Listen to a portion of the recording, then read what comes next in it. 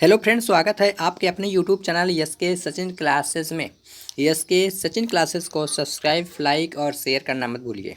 ठीक है, अगर आप हमारे चैनल को सब्सक्राइब कर लेते हैं तो हमें मोटिवेट होते हैं और हम ज़्यादा से ज़्यादा वीडियो लेकर आते हैं आपके लिए। महत्वपूर्ण प्रश्न, ठीक है। तो महत्वपूर्ण प्रश्न, विश्व का सबसे बड़ा देश कौन सा देश है?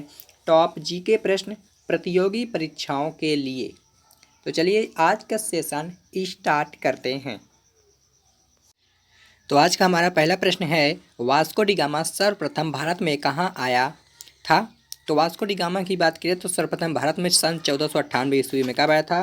सन 1498 ईस्वी में कालीकट मतलब समुद्र किनारे स्थित है, वहीं पर जो है इन्होंने आए थे। अगला नंबर क्वेश्चन है, सौर परिवार कितने ग्रह हैं? तो सौर परिवार में कुल ग्रहों की संख्या 8 बताई गई है। नींबू और संतरे में कौन सा विटामिन पाया जाता है? देखो, जितना जो खट्टे पदार्थ होते हैं ज़्यादातर उसमें विटामिन सी पाया जाता है। तो नींबू और संतरे में कौन सा विटामिन पाया जाता है? तो विटामिन सी पाया जाता है। ठीक है, अगला नंबर क्वेश्चन है, वैशाखी त्यौहार किस धर्म के लोग मनाते हैं? देखिए, वैसाखी त्यौहार सिख धर्म के लोग मनाते हैं। अब अगला क्वेश्चन है, त्रिस्तरीय पंचायती राज व्यवस्था में सर्वोच्च स्थान पर क्या होता है? तो ये जिला परिषद होता है। अगला क्वेश्चन है, मणिपुर की राजधानी का नाम बताना है आपको। देखिए, मणिपुर का राजधानी का नाम इम्फाल है, याद रखना, ये पॉइंट इंपॉर्टेंट है। ठीक है, तो मणिपुर की राजधानी इम्फाल है, याद रखना। अगला क्वेश्चन है, लक्षद्वीप की राजधानी कहाँ है? तो लक्षद्वीप की राजधानी करवत्ती में। अनुच्छेद 370 भारत के किस राज्य में लागू है? तो अनुच्छेद 370 भारत के जम्मू कश्मीर में लागू है। भारतीय इतिहास का सबसे प्राचीन काल कौन सा है? भारतीय इतिहास का सबसे प्राचीन काल कौन सा है? तो आंसर है सिंधु सभ्यता, जो सबसे प्राचीन काल माना जाता है। अगला नंबर क्वेश्चन है, किस स्थान पर तेल रिफाइनरी कारखाना स्थित है? तो देखिए, बरौनी एक स्थान है जहाँ पर तेल और रिफाइनरी कारखाना स्थित है। ये पॉइंट याद रखना। याद रखना, कौन सा राज्य भारत का सबसे पूर्वी भाग पर स्थित है? देखिए, अरुणाचल प्रदेश। अरुणाचल प्रदेश सबसे पूर्व भाग में स्थित है। बात करें सूर्य, तो सूर्य सबसे पहले किस देश में उगता है? तो किस प्रदेश में उगता है मतलब? तो अरुणाचल प्रदेश में उगता है, क्योंकि ये पूर्व दिशा से ही उगता है और पूर्व दिशा में क्या है? अरुणाचल प्रदेश ही स्थित है। ठीक है, अगला क्वेश्चन है, कौन सा देश नथुला दर्रा के पार है? तो नथुला दर्रा चीन है, ये चाइना के पास स्थित है नथुला दर्रा।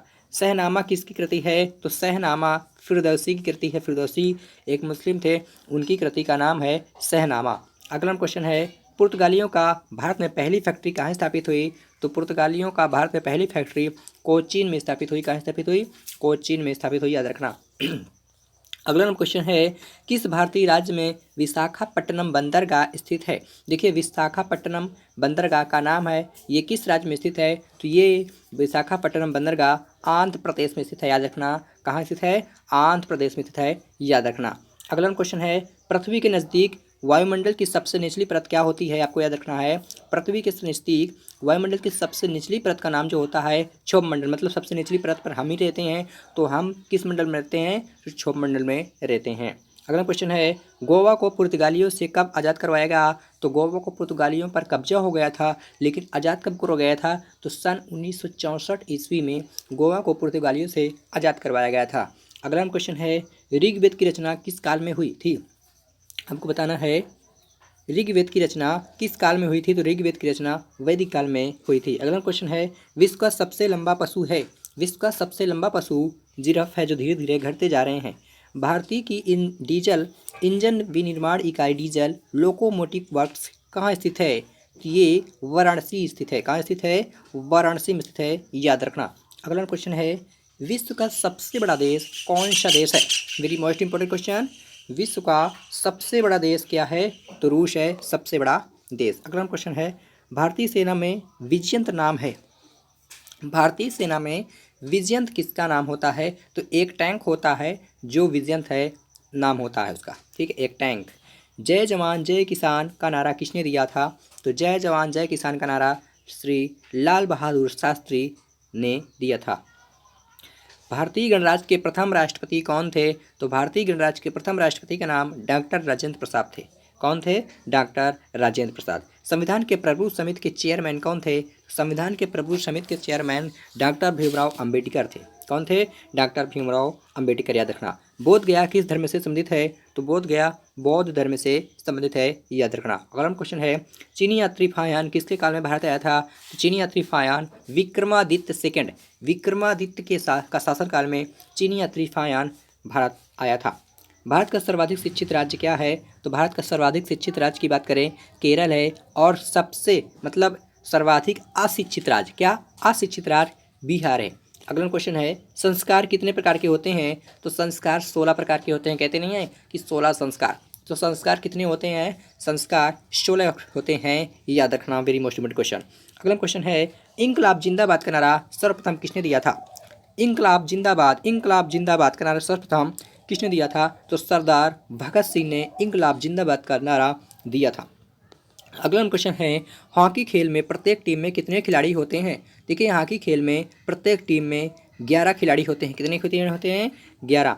चाचा जी के नाम से जाने जाते हैं पंडित जवाहरलाल नेहरू, पंडित जवाहरलाल नेहरू चाचा जी के नाम से जाने जाते हैं। अगला क्वेश्चन है पुर्तगालियों का भारत में पहला गवर्नर कौन था? आपको बताना है पुर्तगालियों का भारत में पहला गवर्नर कौन था? तो अल्मीड़ा था। अगला क्वेश्चन है भारत का सर्वोच्च पुरस्कार क्या होता है? हमारा लास्ट क्वेश्चन है भारत का सर्वोच्च पुरस्कार भारत रत्न होता है, याद रखना। भारत रत्न भारत का सबसे ऊंचा मतलब सबसे अच्छा पुरस्कार माना जाता है, जिसे भारत रत्न कहा जाता है। आई होप ये वीडियो आपको पसंद आई हो। यदि आपको ये वीडियो पसंद आई हो चैनल को शेयर करिए, लाइक करें और सब्सक्राइब करना ना भूलें, ठीक है। इसी तरह की लेटेस्ट वीडियो आपको पाना है, इंपॉर्टेंट क्वेश्चन का अध्ययन करना है, तो हमारे चैनल को आज ही सब्सक्राइब करें।